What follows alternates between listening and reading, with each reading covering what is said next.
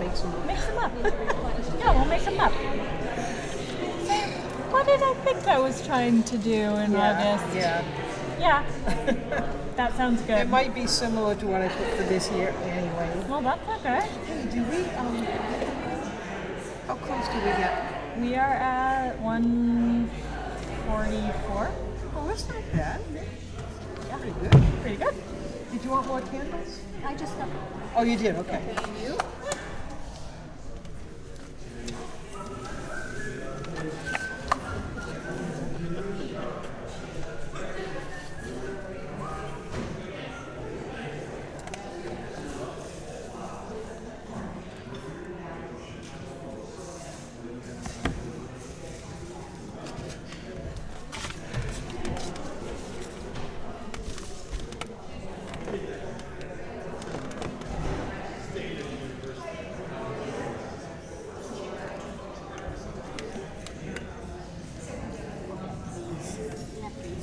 It's so nice. All the way through. Perfect. Oh, it's like free air conditioning. Makes me feel good.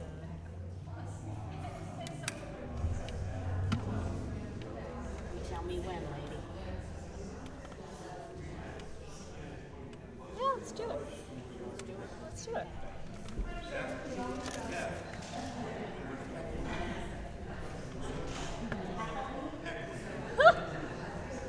Throwing out. Get the hook. Get the hook. Right, we're gonna start. Find your spot. What? We're gonna start. Find your spot. Alright. Good luck. Big.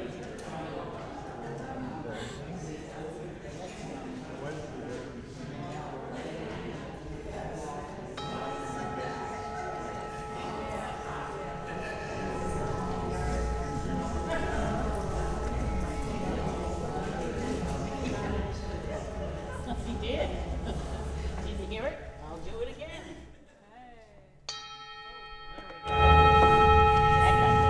That was a good one.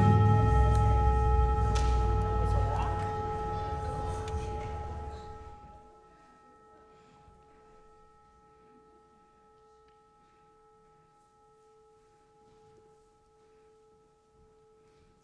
Good morning. My name is Beth Palatori, and I am your lay worship leader for today's service.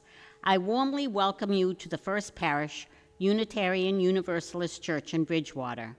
This week, Reverend Rosemary Dodd is leading our service. Our ushers are the Kinnons, Carrie and Hadley, Victoria Leonard, and David Page.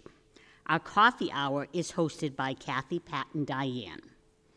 Before we begin our time of worship, we have some announcements. The most important and the only one is annual meeting, May 31st. Be there or be square. Okay, got it? All right. First Parish Bridgewater is a welcoming congregation. Love is the power that holds us together. We live our faith values by welcoming all people with love and open hearts. No matter who you are, no matter who you love, and no matter where you are in your spiritual path, you are welcome here. If you are joining us for the first time today, we welcome you to share in our worship today as your whole self. We also encourage you to fill out our guest book at the back of the sanctuary. For newcomers joining us online, please see the sign-up link posted in the Zoom chat. For those of us joining in worship in the sanctuary, let's take a moment to welcome our friends joining us virtually via Zoom this morning. The recording camera is turned off to protect your privacy during the sharing of joys and sorrows.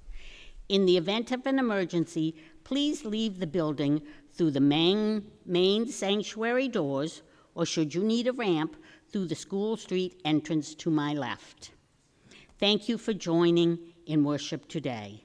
Whether you join us in person or via Zoom, your presence creates our beloved community of faith.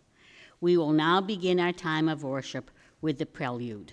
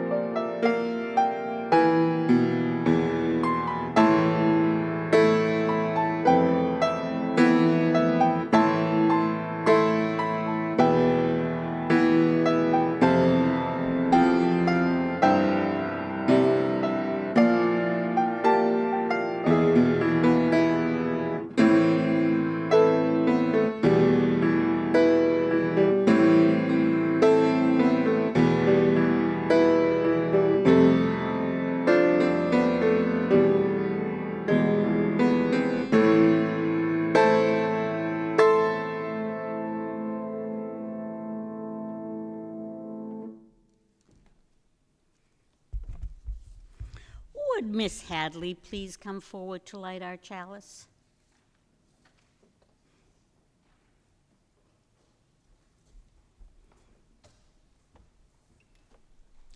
Please join us in reciting our chalice lighting words. We light our chalice to mark this sacred hour as we gather in this beautiful historic sanctuary, both in body and spirit. We connect to the many generations that have come here to explore the divine. Let us join our hearts and find the holy in our relationship to each other. It's time to share worship together.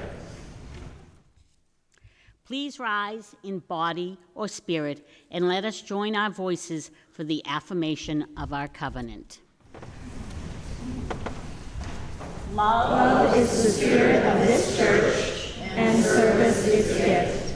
This is our great covenant, to dwell together in peace, to speak the truth in love, and to help one another.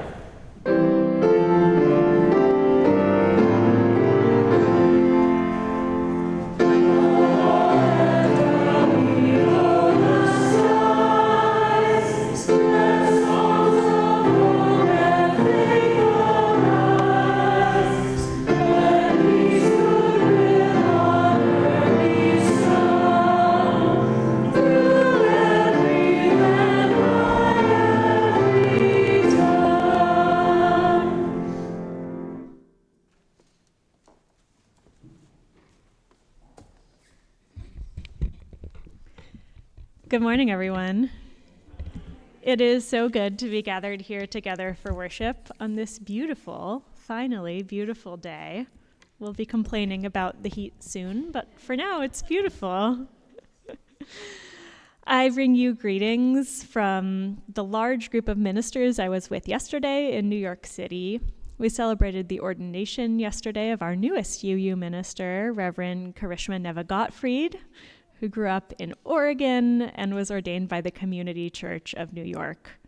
So if I look a little tired, it's because I spent 8 hours on a train and 5 hours at church yesterday. I also bring greetings from those of us who will be celebrating Diego Garrido Barreta's ordination this afternoon at First Parish in Brookline, our second newest UU minister, our newest UU minister. A lot of parties this spring of the good kind. Our opening words this morning are by Sharon Wiley. Throughout this service, you'll notice the order of service is different than what I'm saying. And that's because I left my computer at church on Thursday. And so it was. Okay. This is called Wholeness. We speak so often of brokenness in religious life, but let us speak today of wholeness. You are welcome here, all of you. Every part of you beautiful just the way you are. Here, you do not need to be something more or something less.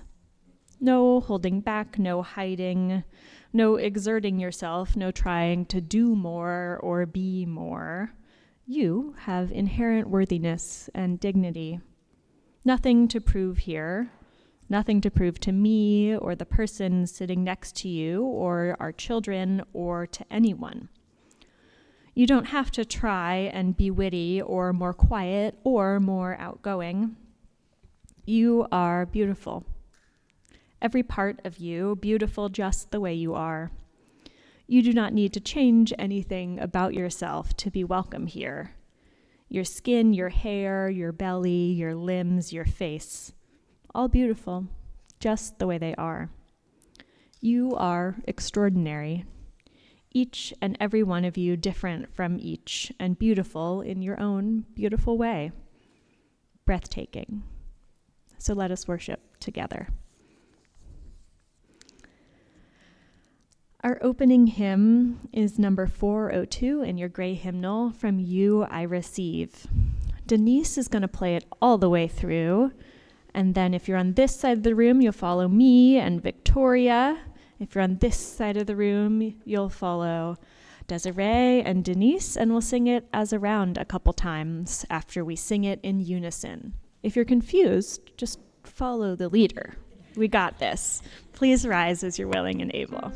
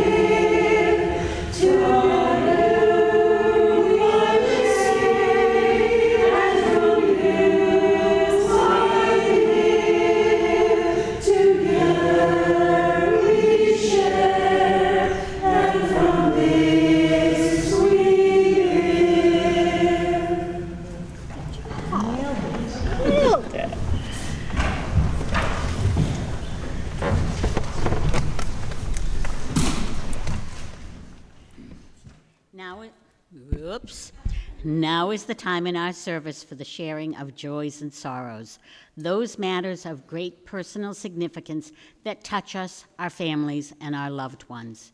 If you have a joy or sorrow, please come to the front to light a candle. Please share fully but briefly into the microphone so that all may hear you. You may also choose to light your candle in silence. Online participants are invited to share by typing your joys and sorrows in the chat. A volunteer in the sanctuary will read them aloud.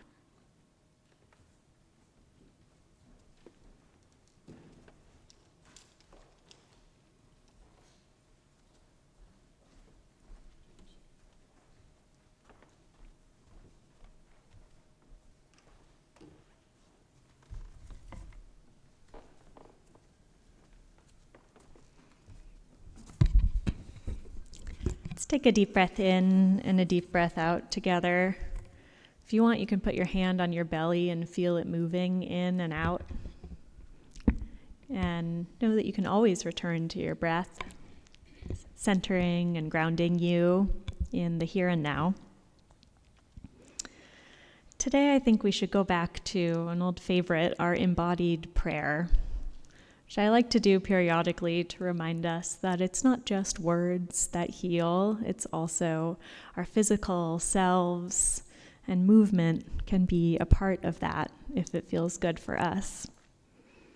So I'll invite you to rest your hands on your heart center, noticing what it is you're holding today, bringing into our space a joy, something challenging, something sitting heavy, and give yourself a little love and tenderness for that.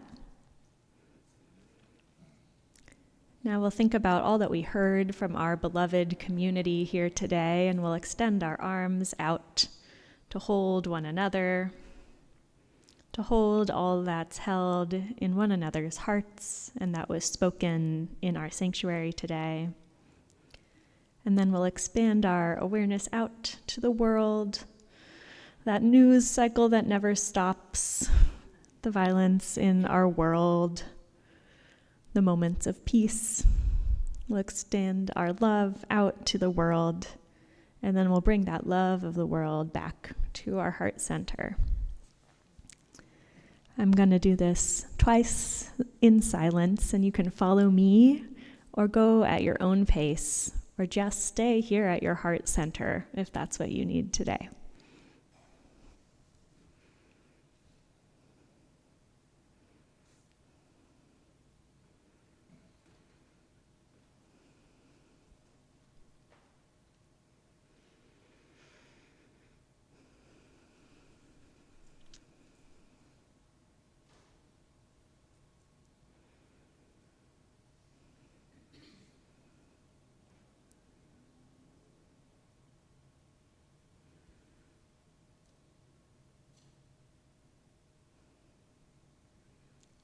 close with just a couple deep breaths of centering and stillness.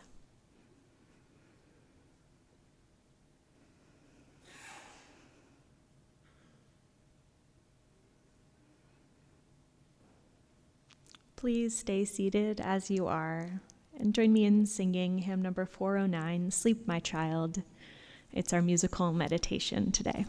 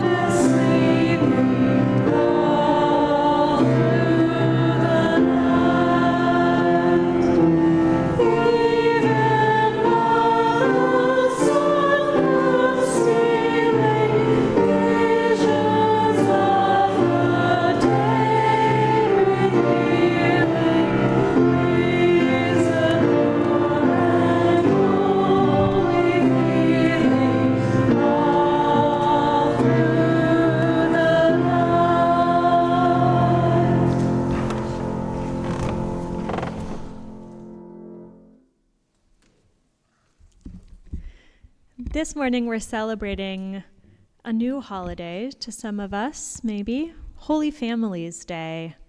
Instead of Mother's Day or Father's Day, which are a little restrictive to some of us, today we're celebrating all the types of families, one person and a cat, two people who are married, two people who are not married, one girl and her dog,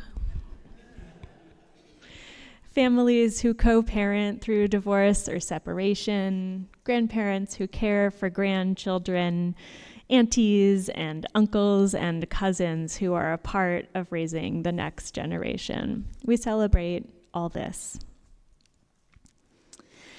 This morning I was going to share with you a story for all ages called All the Families in My Town, but the library did not get it for me quickly enough. And so I thought I would talk a little bit about why it's so important to have diverse children's books. How many of you remember the book And Tango Makes Three? It's this book about gay penguins. Have any of you read this? It's fantastic. It's based on a true story of a zoo where two male penguins became partners and nurtured an egg together. It's beautiful. And it was challenged many, many times, not primarily by parents or caregivers, but by outside organizations who think they should tell us what our children should read in our schools and in our public libraries. And so today I wanted to talk a little bit about diverse children's books and how important they are, because books are where we get our ideas about the wider world that we don't know.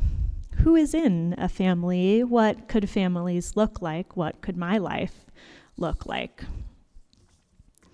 Some of the most challenged books that are for readers under age 12 are books about themes of gender identity and exploration. And I encourage you to check them out of the library. Keep those circulation numbers up. And Tango Makes Three, this wonderful book, is one of them. There's a great book called Julian is a Mermaid about a young boy who loves to be a mermaid.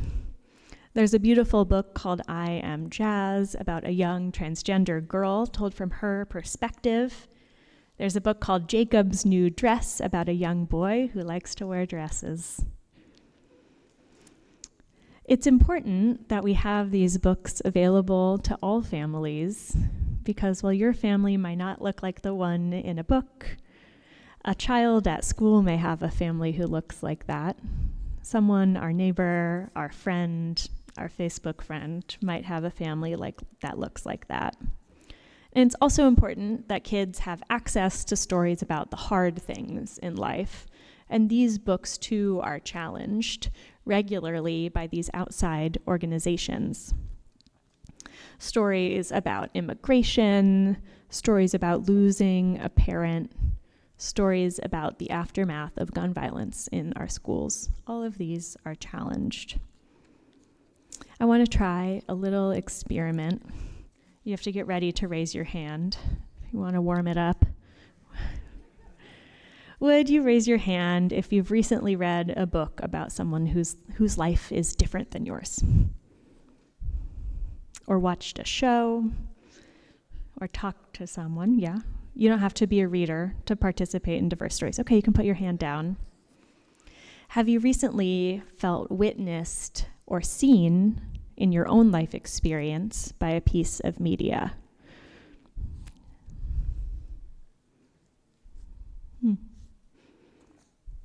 We know that when kids and grown-ups have media that reflects them and their life experiences, they're more confident, they have less anxiety, and they move through the world with more joy.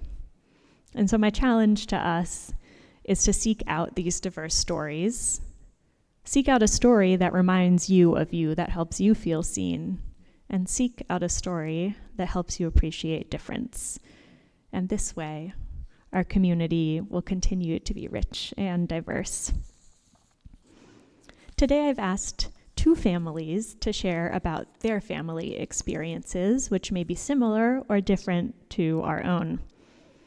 First, I asked Denise Haskins to talk about the experience of becoming a parent, and I'm really excited to hear what she has to say.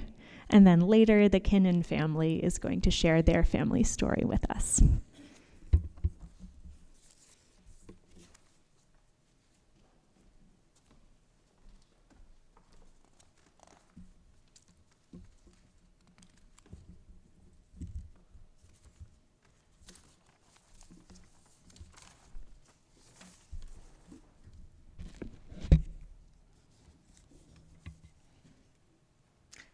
So, here is my daughter Veronica as a very young child.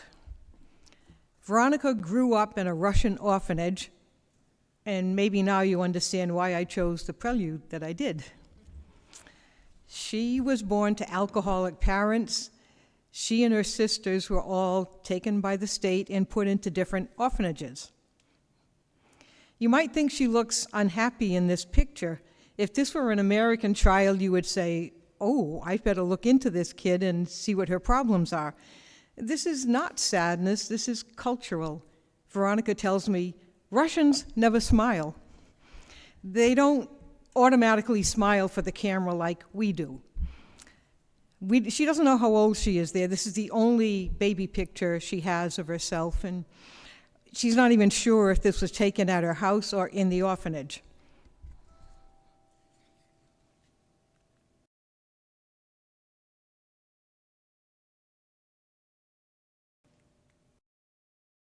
In advance.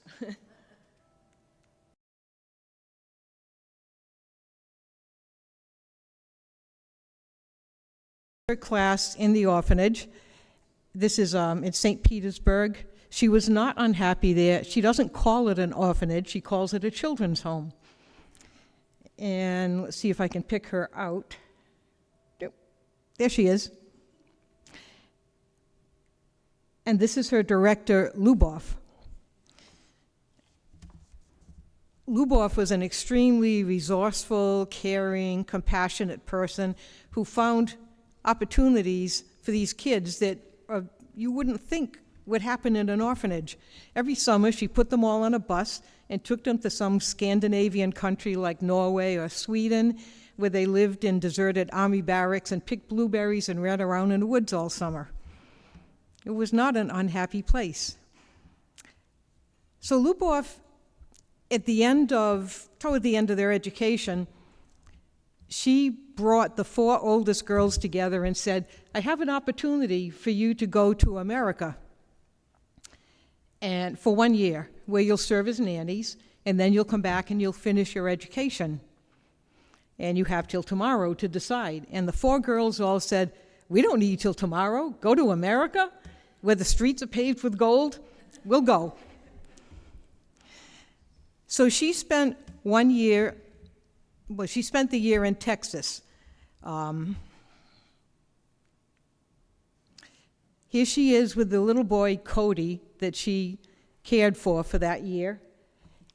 And some of you have met him because several years back, before COVID, he was in Massachusetts. He lives in Texas, but he was in Massachusetts visiting friends, and he called Veronica on Thanksgiving Day and said, can we get together? And she said, well, I'm going to my mom's church for Thanksgiving dinner. Would you like to come? So he came. He was in his 20s by then, I guess.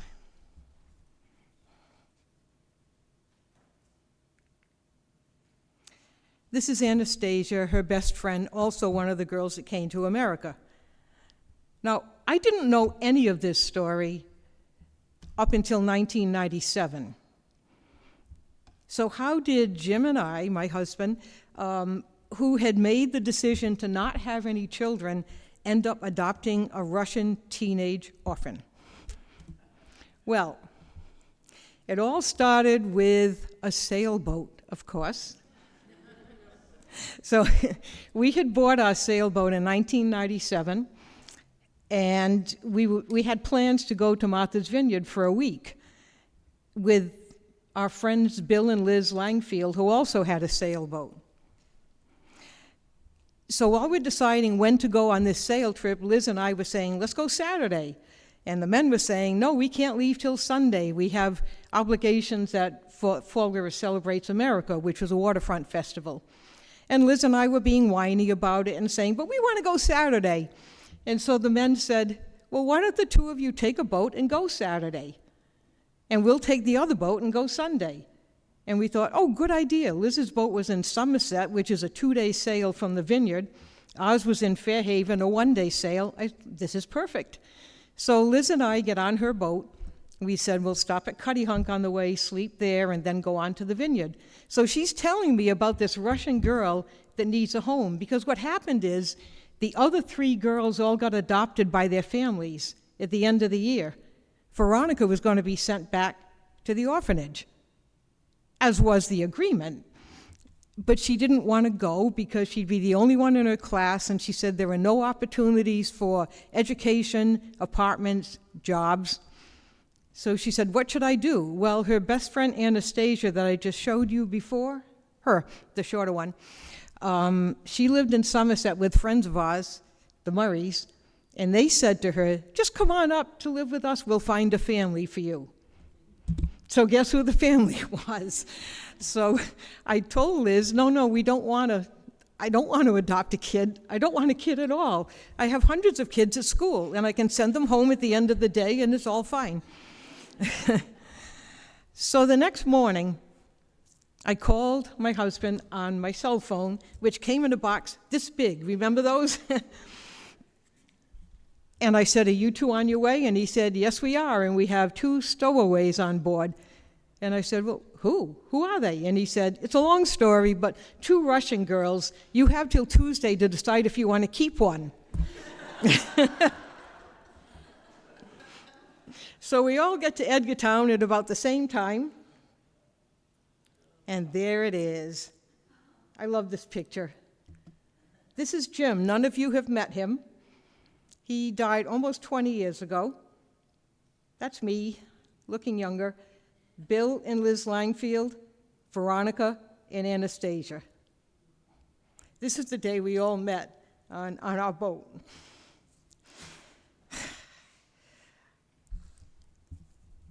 I had no idea it was going to turn out this way.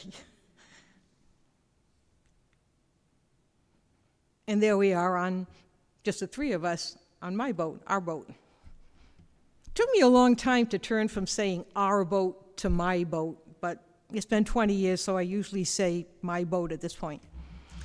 So when we got to the vineyard, we did things with them that caused my friend Liz to cry a lot. For instance, we took the girls to a restaurant. And Liz said to the girls, "Is this like the restaurants you used to go to in Russia?" And Anastasia, the more outgoing of the 2, said, "We lived in an orphanage. They didn't take us to restaurants." And that caused Liz to cry. So there are lots of stories like that.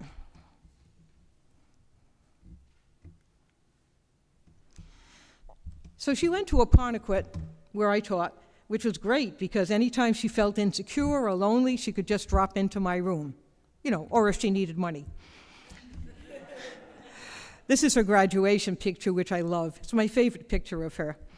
We made sure she took 3 years' worth of English in 2 years. She went to the prom. She's the one on the right in the gorgeous blue dress. Just went with a bunch of friends. They all went to somebody's house and stayed overnight. But then she called me at 5 in the morning and said, "Please come and get me." Well, after a bit, we fell in love with her and offered to adopt her. And she said, "Oh, I'd like that, but I have to ask my grandmother." She still had a relationship with her grandmother, not with her parents, her birth parents. She has no idea where her mother is, and the only time she had any conversations with her father was when her father wrote to her because he was in jail or he needed money. He has since died. But her grandmother said, "If you have the chance to get adopted by an American couple, you would be crazy to say no." So, here we are at the Taunton Court, and that's the day we adopted her. Yeah, that was in 1998, I think. Very, very happy day. A family photo. So during her senior year of high school, I said to her, "You need to get your license." And she said, "But I'm afraid to drive." And I said, "But you're going to UMass Dartmouth next year, and there are no school buses that go to college." And she said, "Can't Meme drive me to college every day?" Meme was my mother-in-law who lived downstairs from us and drove to Shaw's, CVS, and her doctor's, and that's all. So, and no, she's not going to drive you to college every day. So she got her license, and this was her graduation present. It was a Honda Civic. So, years went on, and then 2006, my husband died unexpectedly in his sleep at 59 years old. It was a heart attack. Until that happened, people always told me, "She's so lucky to have you." And it was true. But after that, I was lucky to have her because she really took care of me after that. But here's where the story gets interesting. The Social Security computer had her name as Veronica Mitina. That was her Russian name. The DMV had her down as Veronica Haskins. So in 10 years, when she was due to renew her license, they wouldn't renew it. They said the last names don't match. So she went down to the Social Security office. Now, we thought that since we adopted her, that would put her on the road to citizenship, but we were wrong, and so was our lawyer, because apparently nobody really knew the immigration rules back then, and I'm not sure they know them any better now. So we involved Ted Kennedy, Bonnie Frank, Steve Canessa, who was our representative. None of them could figure out how to get her to be a legal resident until we talked to the immigration person at Fall River City Hall, who said, well, there are two options. You can either hope Hillary gets elected, because immigration reform is top on her list, and I thought, well, that's a long shot, or she can get married. And I said, that still works? I didn't know that. And she said, yeah, but it has to be a real marriage. And I said, she has a boyfriend, they're living together. It's a matter of when, not if. So I told her that, and she said, but you can't plan a marriage in 3 days. I said, you can plan a wedding in 3 days. We do it quick now, we'll do it nice later. So what had to happen is he had to apply for a well, she got married in 3 days at City Hall in Fall River. So he had to apply for a status adjustment, and then she had to be fingerprinted, have a physical exam, a lot of interviews, temporary green card, permanent green card, and tons of money. And it took 6 years. And you wonder why people don't do it legally?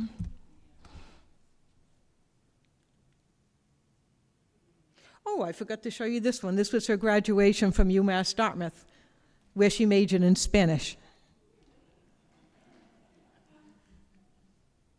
And this was the happiest day of her life. There she is, waving an American flag the day of her naturalization. She was so proud. Outside of Faneuil Hall, she had just registered to vote.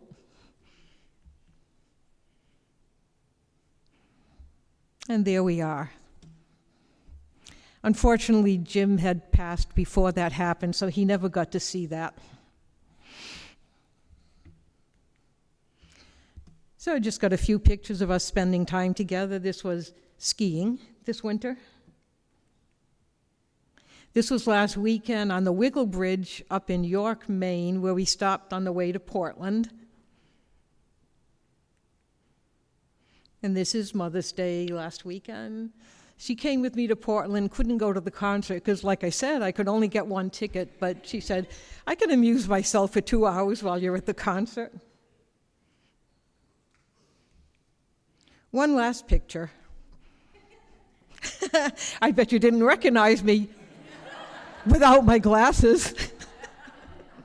This is kind of a nod to Rosemary's service last Sunday. This is AI, obviously. I don't own a gown like that.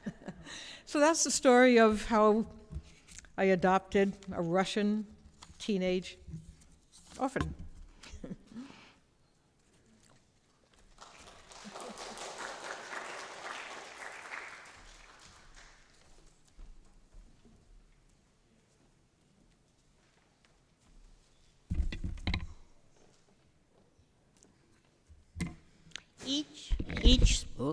Each Sunday, we collect an offering to support the ministries of church and the mission of a community organization that shares our values. This month, contributions to our collection plate are being shared with Kids to Camp. You may also donate online using the information on the slide. This morning's offering will now be given and gratefully received. Would you like me to tell you about Kids for Camp?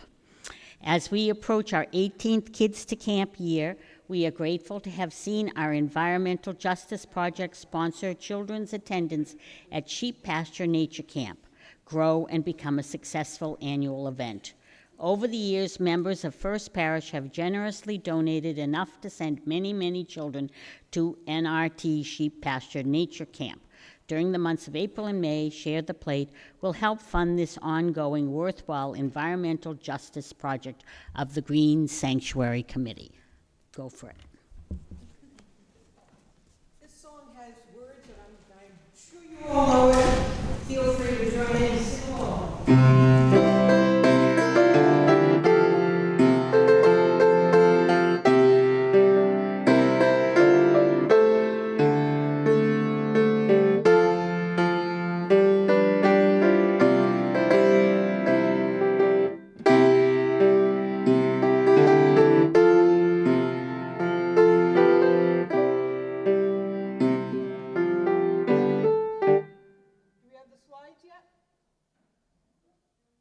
Slide for the offertory.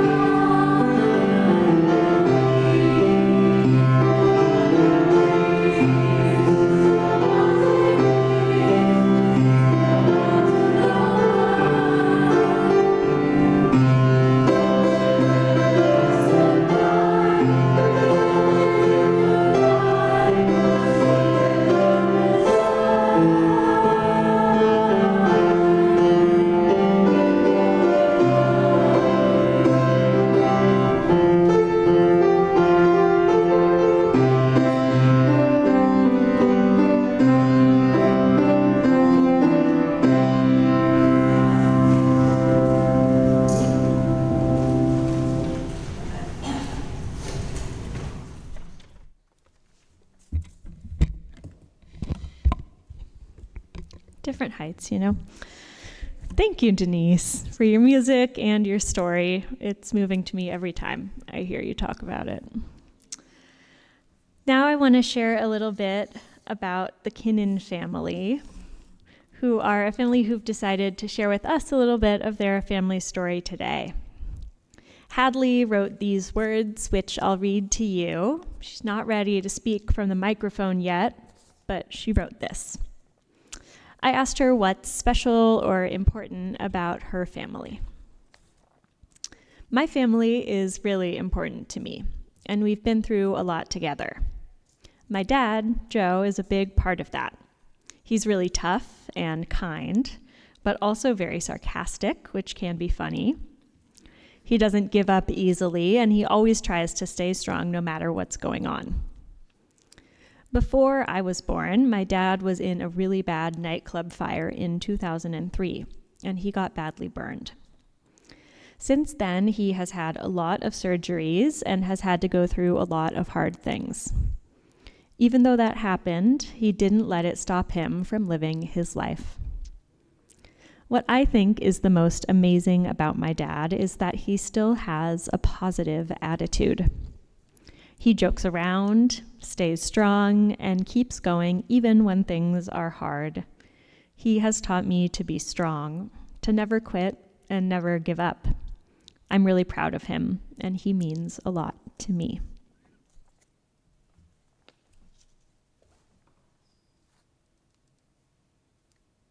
Carrie, would you join me?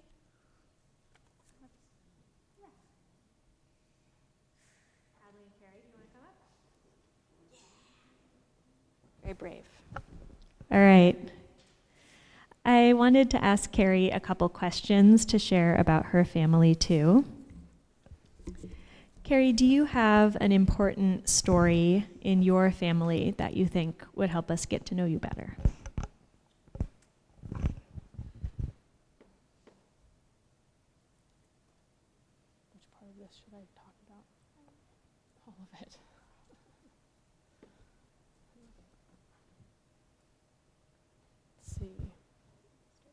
start there. Okay. So Joe and I first met in Vancouver, BC at the World Burn Congress in 2006. As most of you know, we're both burn survivors. And over the next few years, we built a strong friendship based on shared experiences and understanding. In 2010, that friendship turned into a relationship, and we started dating. In 2011, I made the decision to move to the East Coast, or he helped me make that decision. I wanted to be there to support him and to help ease some of the burden that he carried, especially when it came to, can you fix that, getting to doctor's appointments and surgeries. In 2012, Joe underwent Mass General's first and only hand transplant. It was an incredible and very intense journey for both of us. We wound up living in an apartment in Boston. Daily occupational therapies twice a day. It was a time that tested us both, but it brought us closer together.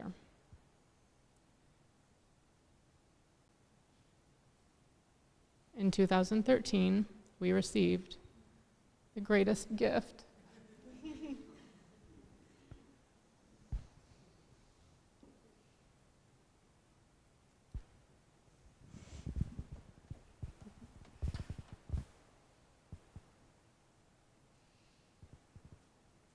Biggest surprise of our life. We found out that we were expecting a little girl who was going to be born on April 16th, 2014.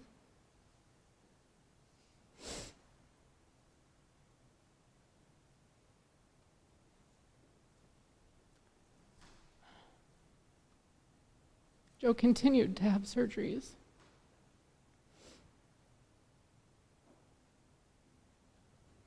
Sometimes as many as 3 a year.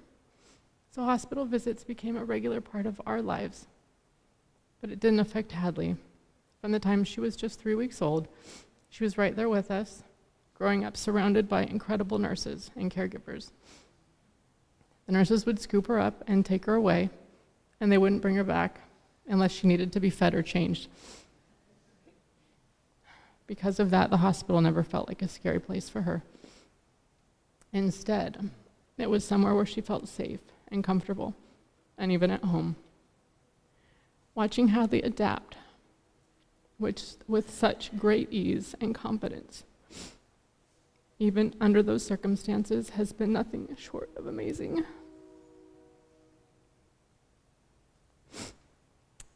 We spent most of her early years traveling, making memories, and visiting a lot of friends, all in all corners of the US, a lot of them friends that we've made at our burn conference. Those trips became such a special part of our lives, giving Hadley the chance to experience so much at such a young age. By now, Hadley has visited about 44 of the 50 states, which is something that a lot of kids have not had a chance to do. Watching her grow up surrounded by so many people and experiences has been one of the greatest joys of our journey so far. Thank you for sharing your story. Not right now. That's it. Yeah. I'm proud of you. Do you have questions? Thank you. Yeah, you're welcome. Sorry. It's about family. That's the time to cry. I'm lucky you're here. Thank you. Carrie's not a public speaker. And look at her go. So proud of this family. And so grateful that they share their story with us, this wonderful community. Okay. You may have noticed the choir has taken their places in the loft. We're going to sing our closing hymn now. The choir will lead us from above, which is very cool. It's number 1051. It's called We Are. It's about moving forward through the generations. Please rise in body or in spirit as you are moved.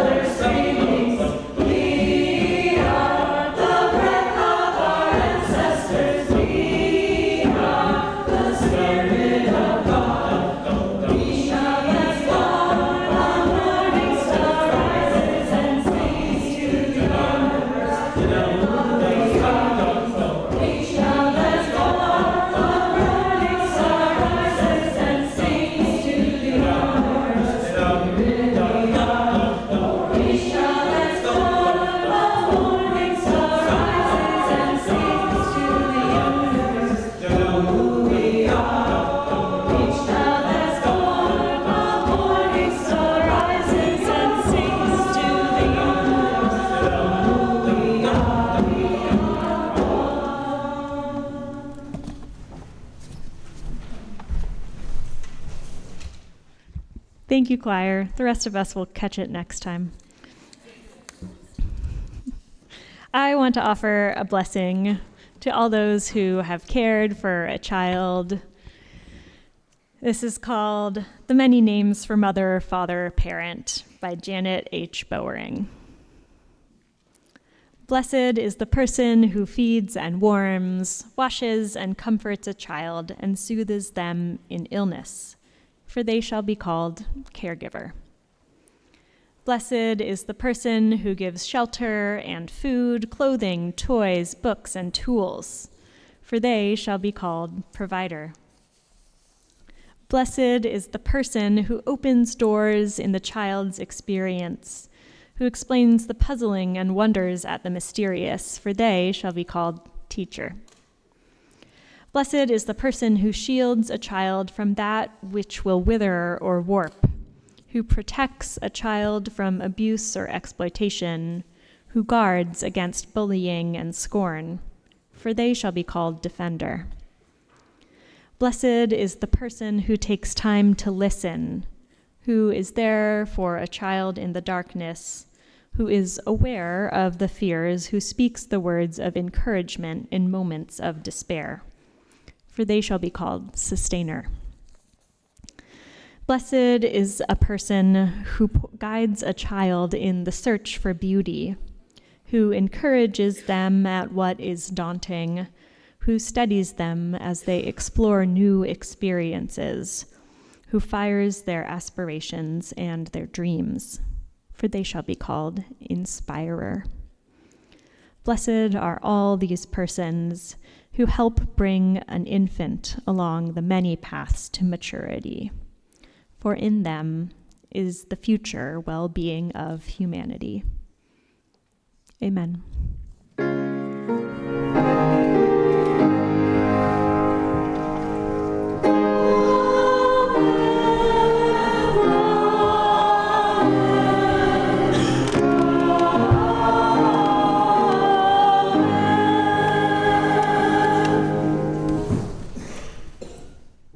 Would Hadley please come forward to extinguish our chalice? Little prop going up there.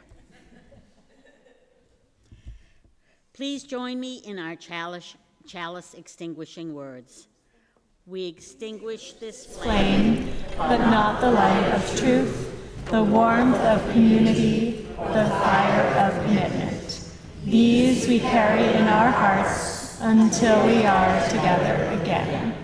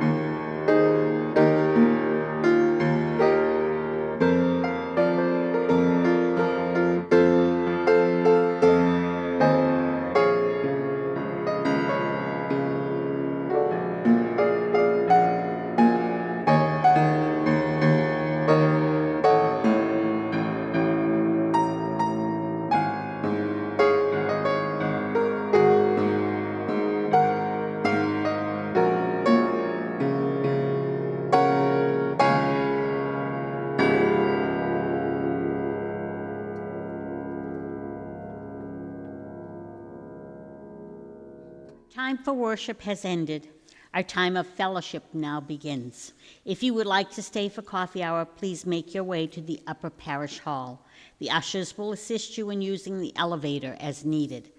Next week's service will be a Memorial Day service led by David Page. Thank you.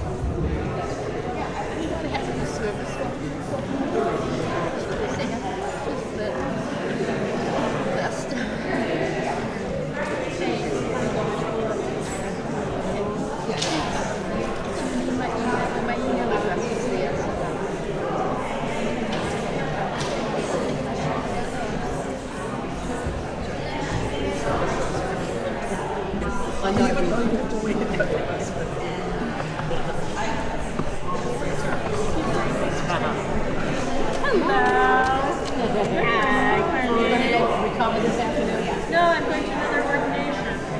Are you really? Yeah. I'm skipping the after party. Yeah. There's like a real after. I'm like, I can't do it. The ordination invitation was like BYOB. I was like, I won't be. I don't think I'm up to that. Beverage. Water. Tea. Maybe tea. Yeah.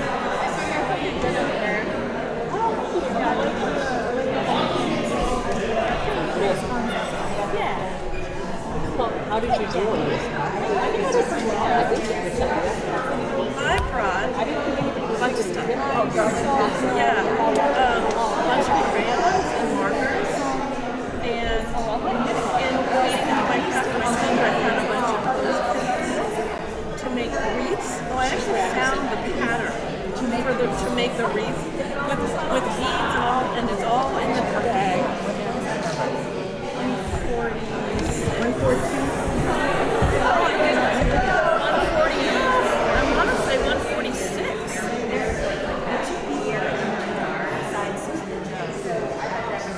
Next to have that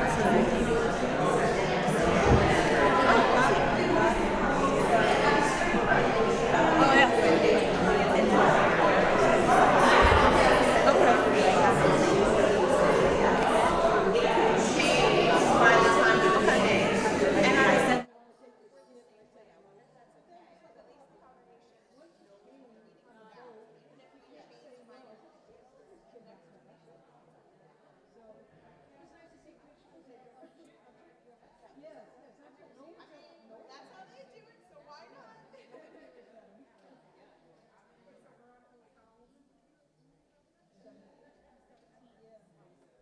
But you've been